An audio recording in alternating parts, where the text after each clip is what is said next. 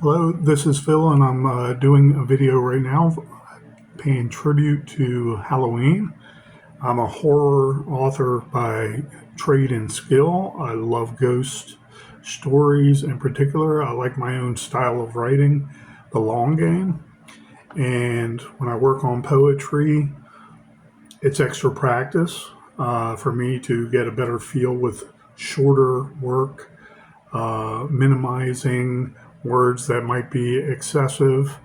Artistically, verbose language and limericks are always welcome as long as there's a style to it, in my mind, anyways.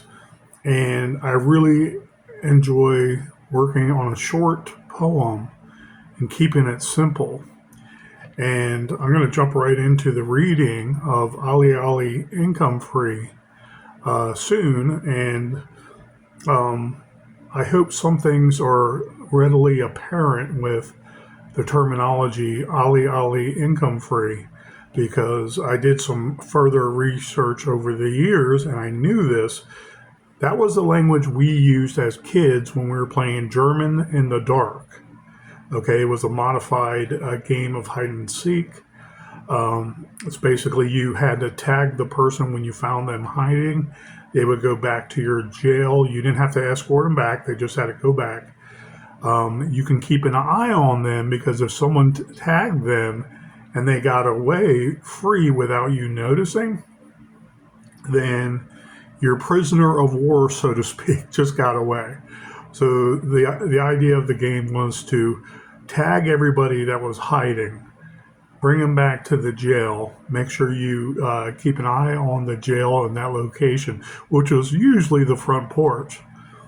And you make sure you get everybody first before someone creeps in and tags them all and they all go running, because then you're at square one again. And it was called German in the Dark. That's what we called it as kids. Maybe it had some influence or something to do with World War II and World War One. I don't know. But I researched a while ago the terminology, and it has, my readers can look up the terminology, but it says Olly-Olly Oxenfree is a more contemporary one in history where that comes from. Okay. And there's some breakdowns of the origins of the language used beyond that, before the actual saying. It was basically a warning or a declaration. If you're playing a kid's game, you can come in and you're free. The rules are foregone at this time, and everybody needs to come in, so we make up new rules, or somebody else is it, or somebody has to leave, so we're suspending the game in the neighborhood. I led an eclectic life as a child, and I cannot stress this. In so many words, it's set through literature and trying to do some art with that inspiration. I bring that up because I think of my own children who are now preteen and teenager years. And I think about where they live in particular, and they have regular paved roads, but they're not like a big development in Northern Virginia. So they can't go play out on the street, and people are naturally driving slow as they traverse through the neighborhood, and they can see a lot of kids playing, the neighborhood kids playing. And there's woods on all these roads, okay, until they're cleared out for a new house. It's one of those build-up developments where the lots are sold off over time, a little at a time, but it has the infrastructure of a fire department, okay, working in essence with the county. It doesn't have its own police force, but it is, I want to say, almost a gated community, and more houses are popping up, but it's slow to occur. So there's no curbs, okay? There's no sidewalks. It's just, and nor will they be, it's just a paved road and houses and driveways. Okay, so up and down these hills where they can't play like I used to in a bona fide neighborhood, a new age post Levittown neighborhood. And when My town was, my community was built. It was in the development stages of the 1950s and 60s.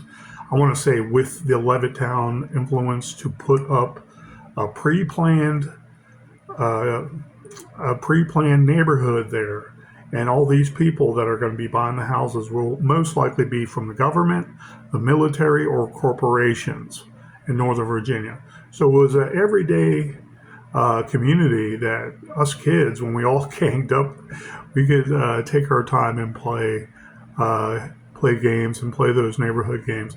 And that reminds me, on the same ilk, in the same ilk, on the same topic, that's why we grew to love Halloween so much.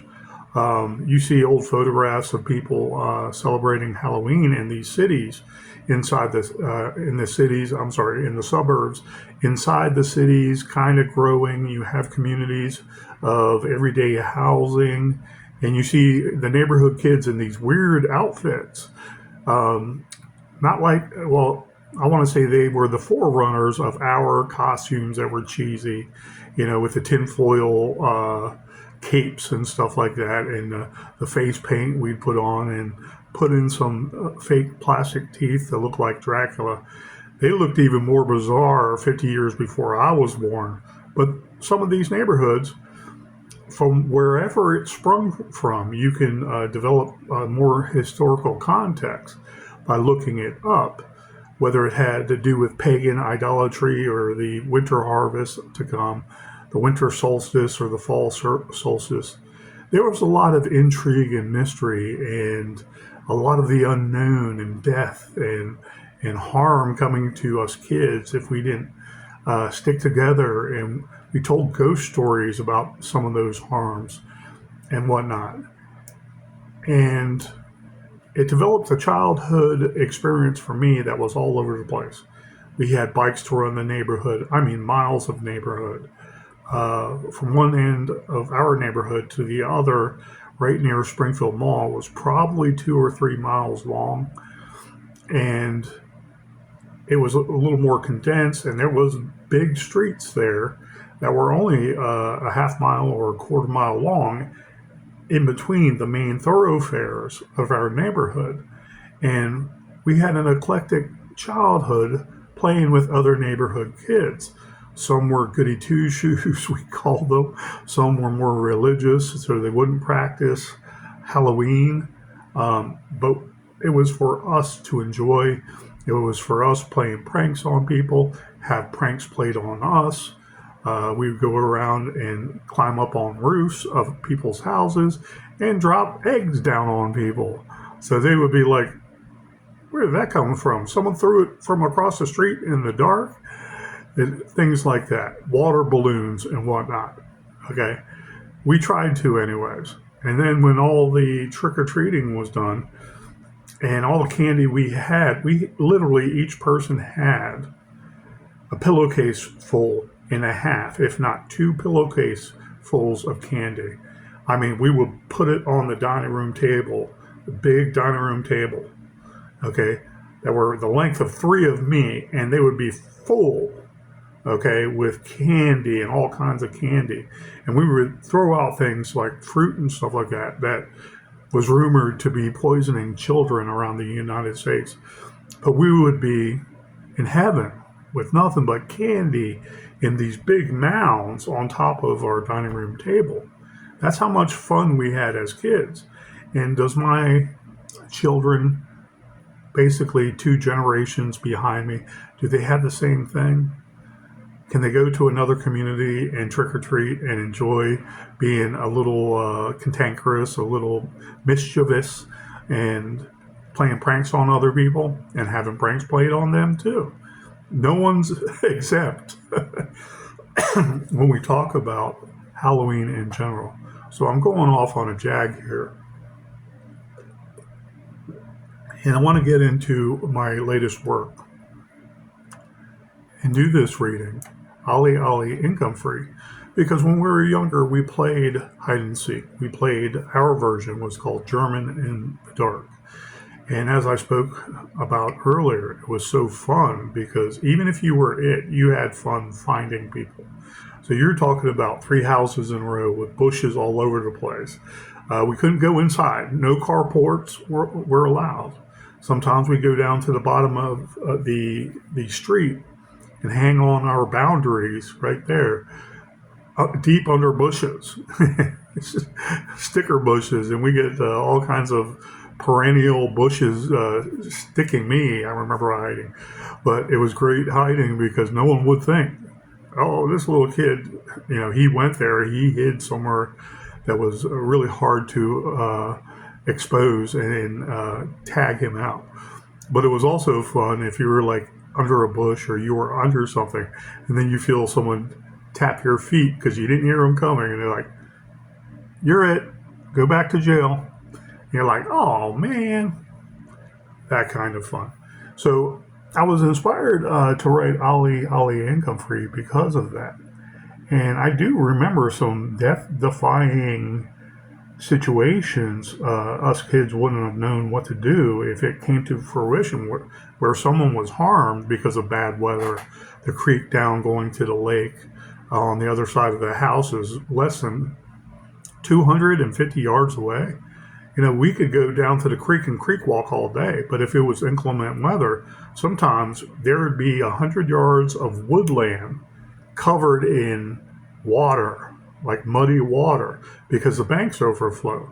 And then sometimes it would come near the backyard of some of the houses that were just a little higher than going into the purlieu, and all the way to the creek that went down to Lake Acatink. And I love that area because kids can have fun there without worrying about ongoing traffic, people speeding up and down in the neighborhood and causing an accident per chance. We even made igloos on the corner of the street, and people would drive by like 5 feet away from us.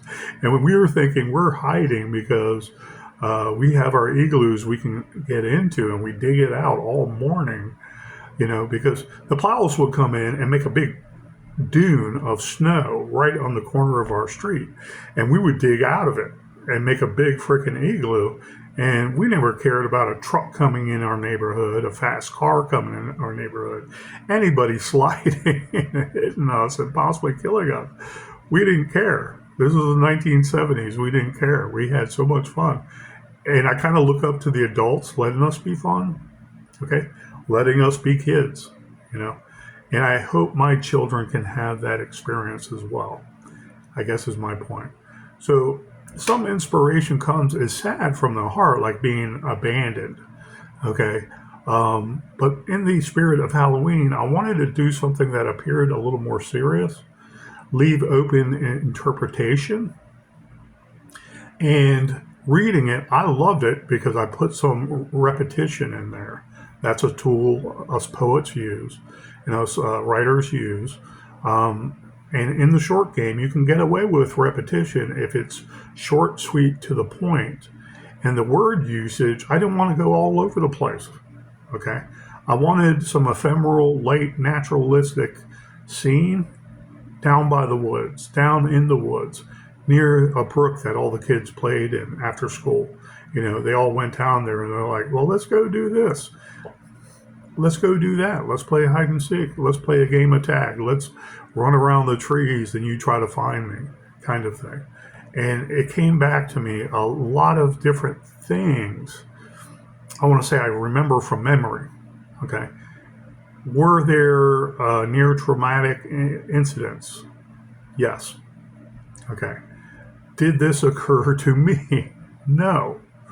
I have the inspiration from an eclectic childhood, and I can go there because there are some traumatic events that occurred with other people close to me in that same childhood realm. Later in life, I want to say a few years later, 5, 6, 7 years later, 10 years later, suicide, accidents, and accidental deaths, so on and so forth. So there's inspiration there to be in that kind of, I want to say, traumatic mindset of someone remembering something. I remember a lot, trust me, and it comes back in different forms. And I still loved it. I'm sorry for tragedy that has occurred to anybody, of course. Most of my childhood friends, I can say this with the exception of females, all my childhood friends that were male are gone now, as adults. But there were many people that left us too soon in school, either by accident or by drugs or by suicide. Is that the inspiration? No. But I went there because it's Halloween and this is what I do. I have inspiration from everywhere, including an eclectic childhood like I just described. So, anyways, I'm going to try a reading, and hopefully this comes in clear because I have the fan outside my door and I shut my door, and now it's getting stuffy in here. On this beautiful fall day, it's nice and cool outside, but the hallway and everything from the back door is kind of far apart. So I'm going without any heat, any AC, and I'm just using a fan, and it kind of drowns out sound in the background. So let us start here. Olly-Olly Income Free by P. Francis McNichol. Black, brown, and black, a fluffy caterpillar of swooning care, where slick fingers flick fuzzy friends in the dustlight air. Rays fall upon the cherubim, smiles on a birdbath sundial. As shone, sun sprays, splay upon paragons gone wild. Butterflies emerge from the earth, surges of waifs serene. As queen bees suckle nectar tar on an aster star sunbeam. Dribbling rain soaks a lily pad flotilla, dizzy toads at home. When siblings sail paper boats, skimming unfallowed stones. Some boats sink as others sway down the brown brook. As age smiles fade away, turning pages of a child's book.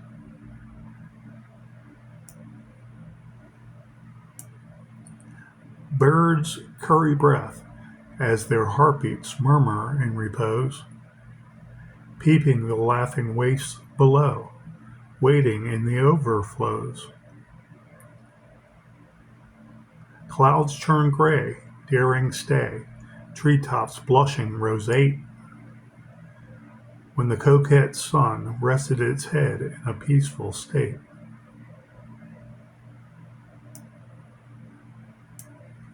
Crickets click and tick, laughter becoming a low buzz. Hiding under the tidal bank, the darkest spot there was. Counts 1 and 2, up to 15, or its sum begun. The cool night sprung from the summer sun, overcome. A darkened night leaves mystery as the sweat beads. Lying awake in the dark, forgetting being lost in the weeds. The loneliness of sorrow creeps up, in and out, now and again. Hearing them scatter about, as echoes of family friends rescind. Watch the currents come and go, they've said, above the undertow. And never stray too close to the brook alone, skipping stones.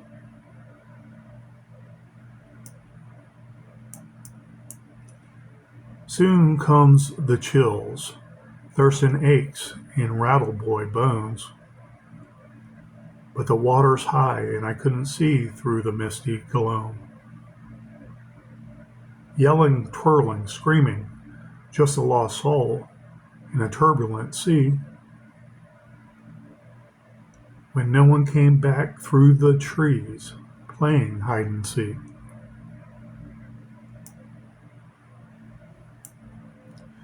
Praying the currents with me to the swamp on the other side, and I'm in the open, a loser, where I can no longer hide. So the sun rises, the beams of light waken me alive, and I can't remember my end, though I know I might have died. Sweet youthful glee in a deep sunset memory of me. They forgetting to warn me, Olly-Olly, income free. Olly-Olly, income free, lost in a raging river overflowed. Lie to me, sad memories. Where did everybody go? The end. Happy Halloween, guys. That was Olly-Olly, income free. I love doing poetry now. I really do, but I still want to do projects in my long game. And I just love the idea of Halloween and poetry and going to different places, especially there's kind of a mantra of going back in time and the old adage, you can never go back. You know, Stephen King has hit on that before. It's nothing new.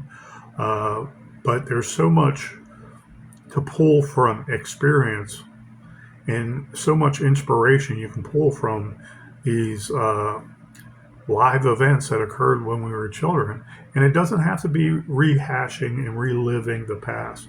It doesn't have to be hateful or spiteful, but it gives you inspiration to go there. Because isn't that what we're here for, to entertain? About life and death situations, mystery, eerie situations, ghostly situations, and go to a different place. Basically, that I want to say examines death in particular. I was speaking to a coworker this past week, and she asked me what I do, or something to that effect. I said, actually, my hobby is writing. She goes, oh, what do you write about? I said, ghost stories.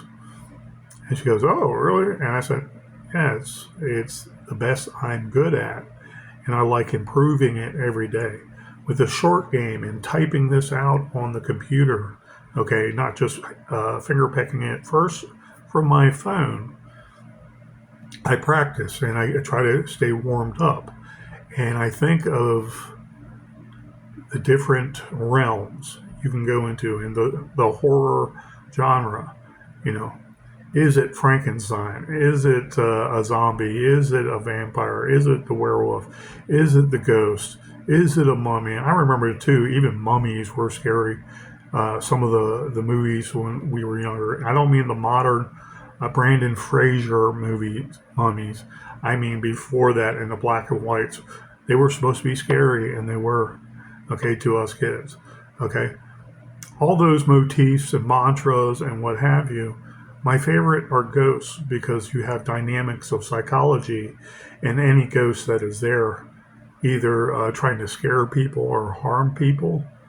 Okay, why are they there to begin with?